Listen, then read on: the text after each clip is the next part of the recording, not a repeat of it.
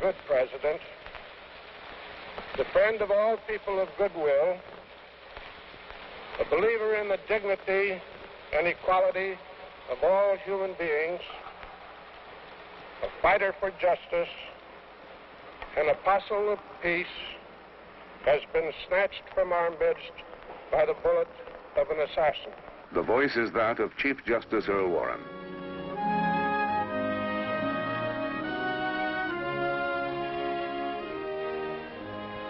Our nation is bereaved. The whole world is poorer because of his loss. But we can all be better Americans because John Fitzgerald Kennedy has passed our way.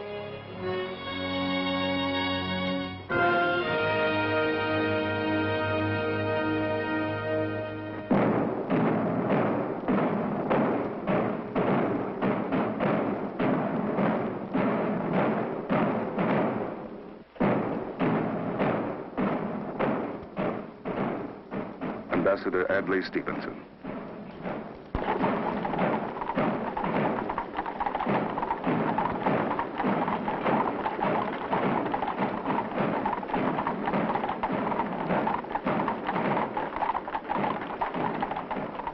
And so we shall never know how different the world might have been had fate permitted this blazing talent to live and labor longer at man's unfinished agenda for peace and progress for all.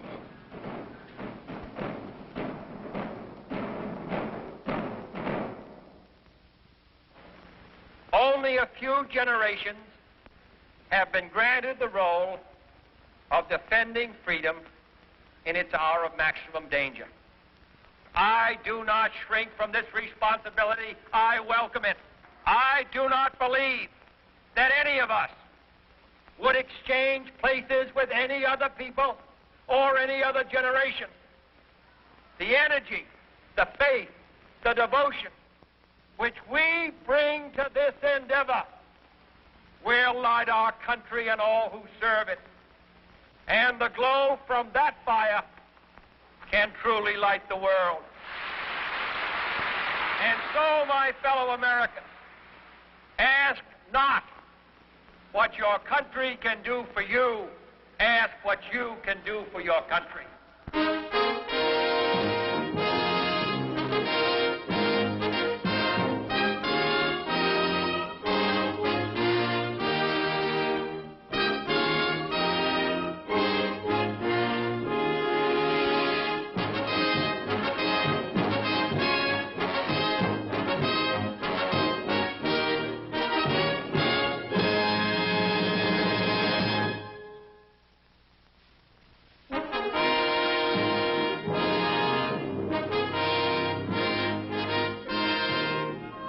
John Fitzgerald Kennedy assumed the office of President of the United States as his nation faced the great challenges of a new age. He pledged leadership, and in time, Americans would find in his words a voice, in his ideals a faith, and a direction in the goals he set for himself and his country. This film is dedicated to the goals, the faith, and the ideals of John Fitzgerald Kennedy, as they were expressed in his own words during his administration of barely 1,000 days. I sometimes think we are too much impressed by the clamor of daily events. Newspaper headlines and the television screens give us a short view. They so flood us with the stop-press details of daily stories that we lose sight of one of the great movements of history. Yet it is the profound tendencies of history and not the passing excitements that will shape our future.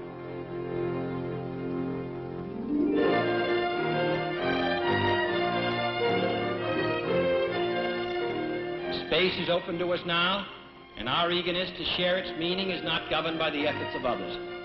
We go into space because whatever mankind must undertake, free men must fully share.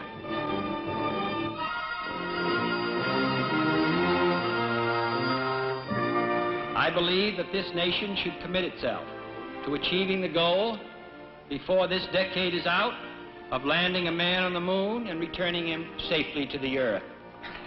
No single space project in this period will be more impressive to mankind or more important for the long-range exploration of space, and none will be so difficult or expensive to accomplish.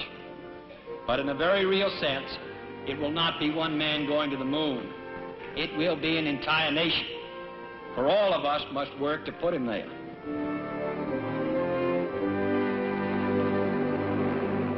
In 1,000 days, he articulated for the nation the challenges of the 1960s.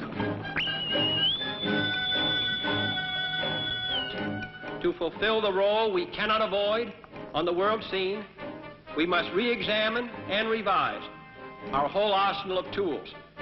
First, we must strengthen our military tools. We are moving into a period of uncertain risk and great commitments, in which both the military and diplomatic possibilities require a free world force so powerful as to make any aggression clearly futile. If we are to keep the peace, we need an invulnerable missile force powerful enough to deter any aggressor from even threatening an attack that he would know could not destroy enough of our own forces to prevent his own destruction. For as I said upon taking the oath of office, only when our arms are sufficient beyond doubt can we be certain beyond doubt that they will never be employed.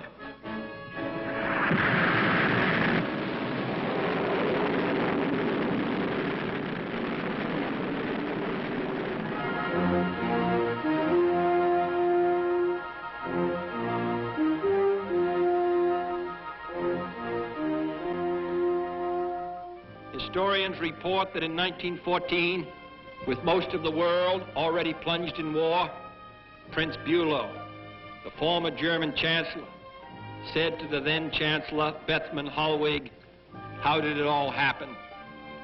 And Bethmann Hollweg replied, if only one knew. If this planet is ever ravaged by nuclear war, if 300 million Americans, Russians, and Europeans are wiped out by a 60-minute nuclear exchange, if the survivors of that devastation can then endure the fire, poison, chaos, and catastrophe, I do not want one of those survivors to ask another, how did it all happen? And to receive the incredible reply, if only one knew. Pledged to turn swords into plowshares, John F. Kennedy launched the first step toward the control of arms, bringing hope to an age of danger. Every man, woman, and child lives under a nuclear sword of Damocles, hanging by the slenderest of threads, capable of being cut at any moment by accident or miscalculation or by madness. The weapons of war must be abolished before they abolish us.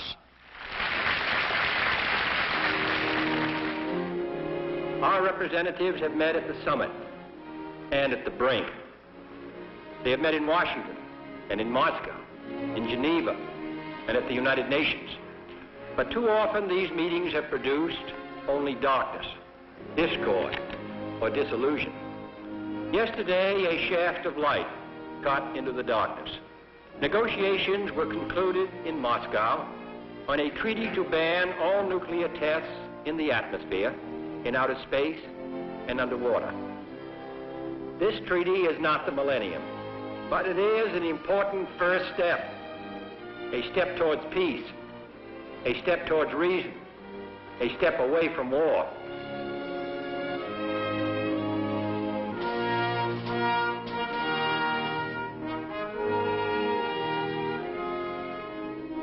It is much easier to make the speeches than to make the judgments, the president had said. If you take the wrong course, and on occasion I have, the president bears the responsibility, quite rightly. So that finally it comes down that no matter how many advisors you have, frequently they are divided, and the president must finally choose. So it was whenever crisis threatened the well-being of his nation. So it was in the fall of 1962, when it was learned that in Cuba, 90 miles from the shores of the United States, the Soviet Union had begun building missile emplacements. In this crisis, both the nation and the man were tested for the will and the courage to defend freedom. The president ordered a military quarantine of Cuba and bluntly declared that the Russians must halt what he called this clandestine, reckless, and provocative threat to world peace. The line had been drawn. A challenge that invoked the specter of a nuclear confrontation had been issued. This was the burden that John Kennedy accepted. This was the crushing responsibility that was his. It was so in Berlin and Vietnam. It was so in the Congo and in the United States. And his concern would range from the state of the nation's economy to the inviolable rights of man. Now the time has come for this nation to fulfill its promise. The fires of frustration and discord are burning in every city, north and south. It is not enough to pin the blame on others, to say this is the problem of one section of the country or another. A great change is at hand, and our task, our obligation, is to make that revolution, that change, peaceful and constructive for all.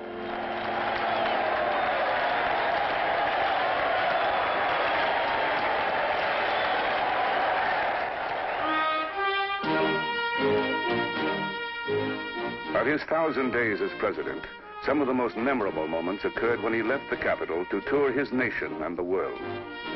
In Washington, he would say, we talked of the United States, its dangers, and its opportunities in a somewhat removed way. But out here, one can sense the power, the strength, the resources of this nation. Here, too, he could feel the response to his administration, the respect, the admiration, the affection that Americans felt for him. Sure of his way, here was tangible proof to him that where he led, the nation would follow.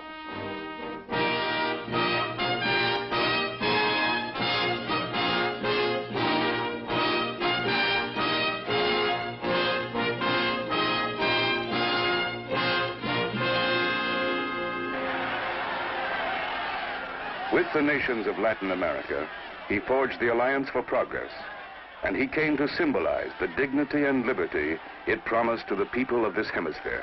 I shall return to Washington and tell the people of my country that you and they are bound together in one of the great adventures of human experience to make of our hemisphere a bright and shining light for all the world. And in the 1960s, I believe that we can demonstrate so that all the world will want to follow our example, that freedom and prosperity can move hand in hand. I express our thanks to you, and I can tell you that the people of my country, in good times and bad, are committed to the progress of your people and this hemisphere. Ladies and gentlemen, Mr. President, one of the Kennedys does not need an interpreter, so I'd like to have my wife say just a word to you.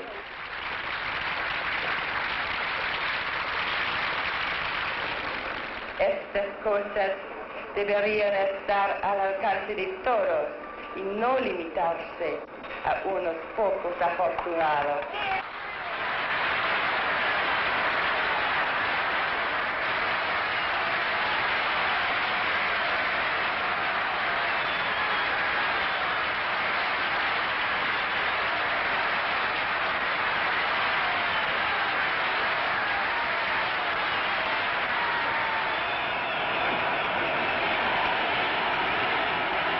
To the people of the city of Berlin, John F. Kennedy embodied the resolute determination of the United States to preserve the way of freedom.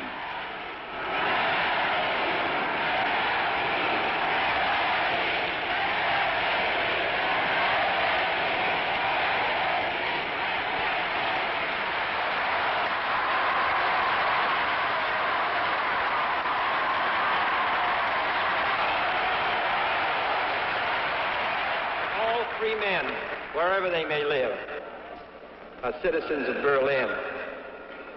And therefore, as a free man, I take pride in the words, Ich bin ein Berliner.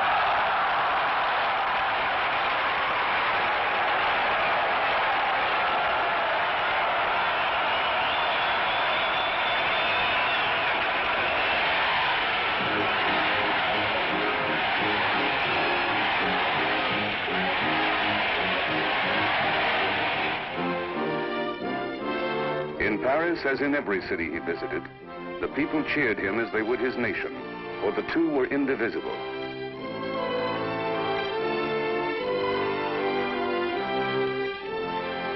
And to all the world, he carried the image of youth, strength, and vigor.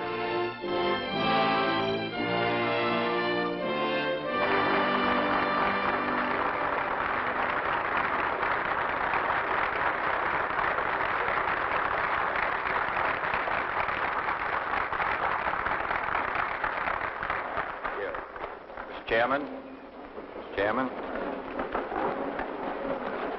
Mr. Minister, Mr. Secretary of State, Ambassador Alphonse, Ambassador Gavin, Ambassador Bonet, distinguished guests, ladies and gentlemen. I do not think it altogether inappropriate to introduce myself to this audience. I am the man who accompanied Jacqueline Kennedy to Paris, and I've enjoyed it.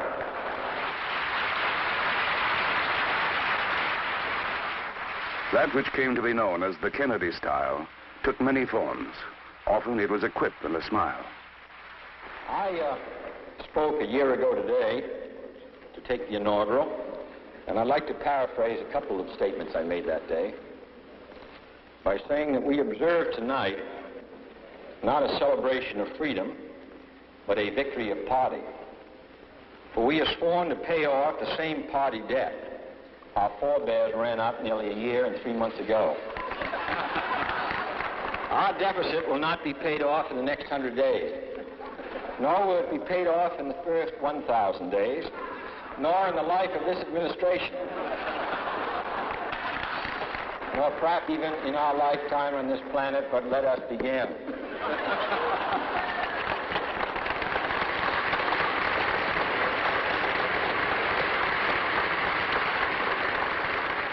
Remembering that generosity is not a sign of weakness, and that ambassadors are always subject to Senate confirmation.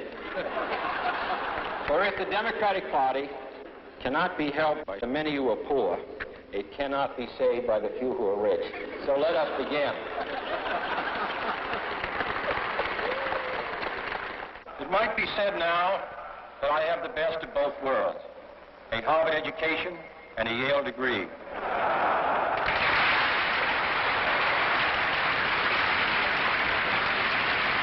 1952, when I was thinking about running for the United States Senate, I went to the then Senator Smathers and said, "George, what do you think?" He said, "Don't do it. Can't win. Bad year."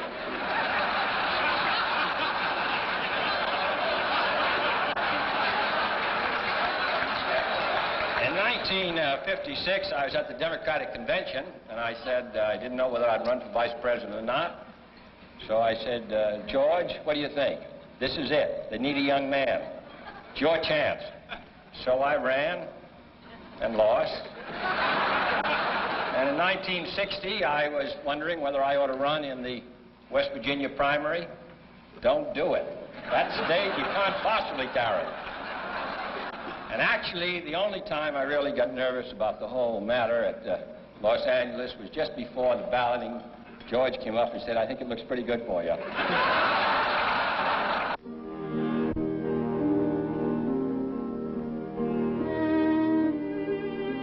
The White House, in 1,000 days and 1,000 nights under John Fitzgerald Kennedy, often became a center for cultural activity, and that was part of the Kennedy style.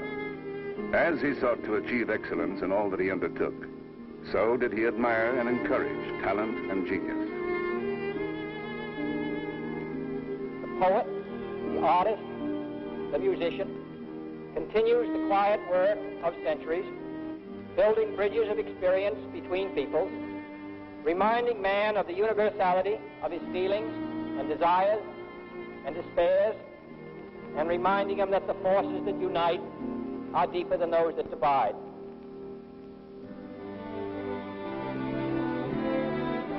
From his incredibly broad range of interests, John F. Kennedy shaped the path of his administration.